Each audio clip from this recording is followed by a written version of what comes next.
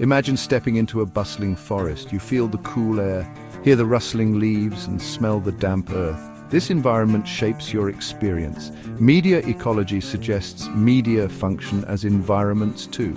They influence how we think, feel, and interact. Think about the constant presence of smartphones and the internet. These technologies are environments we inhabit. They shape our perceptions and interactions.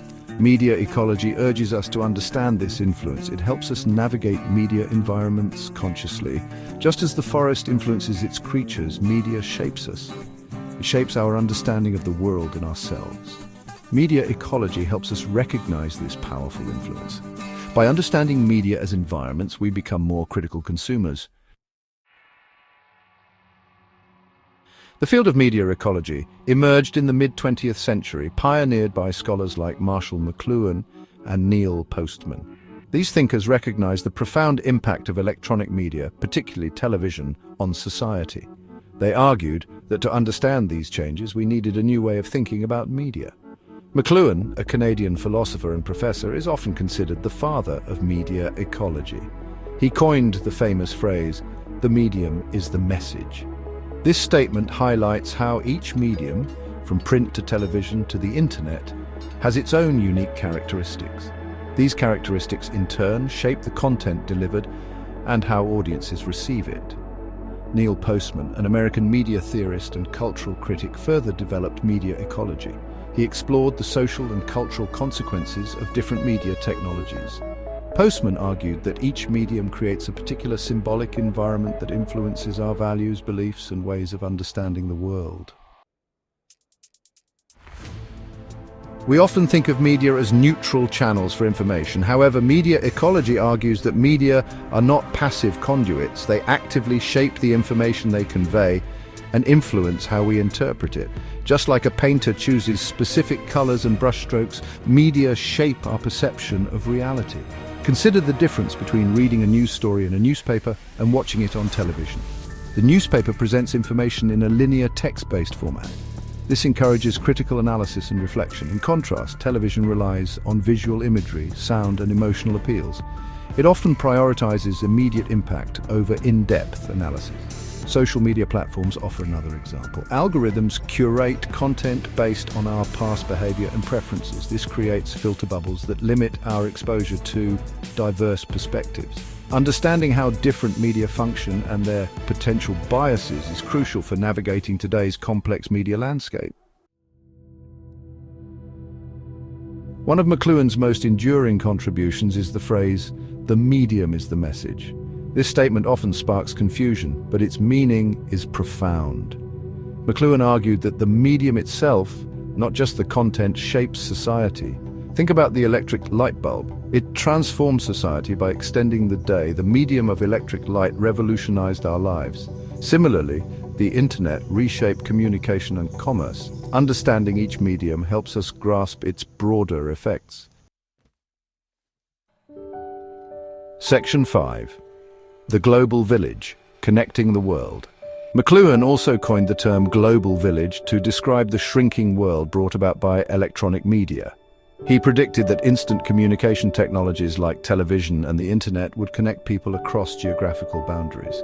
This interconnectedness, McLuhan argued, would create a sense of global community. Today, the global village is more than just a concept. It's our reality. Social media platforms allow us to connect with people worldwide, sharing news, ideas, and experiences in real time. We witness global events as they unfold and engage in cross-cultural dialogue. However, the global village has its challenges. The internet can also amplify divisions, spread misinformation, and create echo chambers. Media ecology reminds us to be critical consumers of information and to engage thoughtfully in online spaces. Section 6. Sensory ratios. How media engage our senses. Each medium engages our senses differently.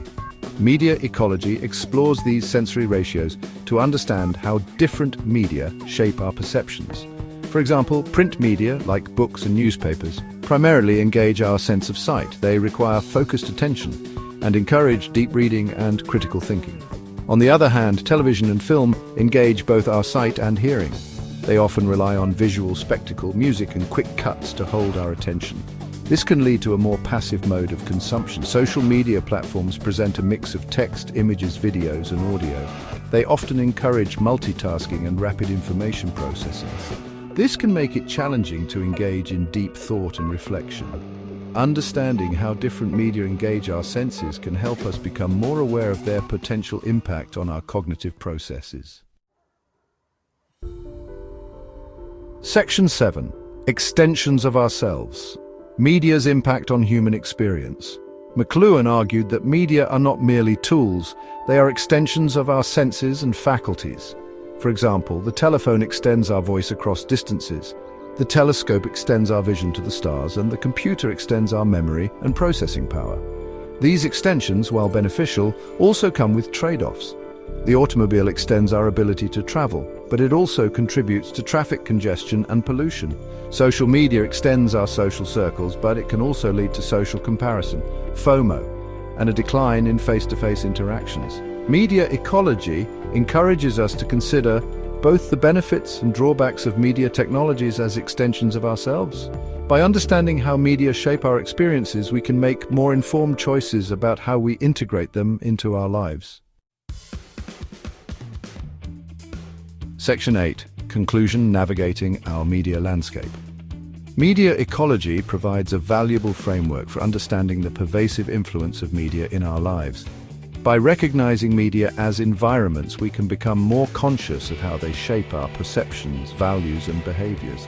As we navigate an increasingly complex media landscape, understanding the principles of media ecology is essential. By paying attention to the medium, recognizing media's biases, and considering the sensory ratios of different media, we can become more critical consumers of information. By understanding media as extensions of ourselves, we can make more informed decisions about how we integrate these powerful tools into our lives and navigate the evolving media environment.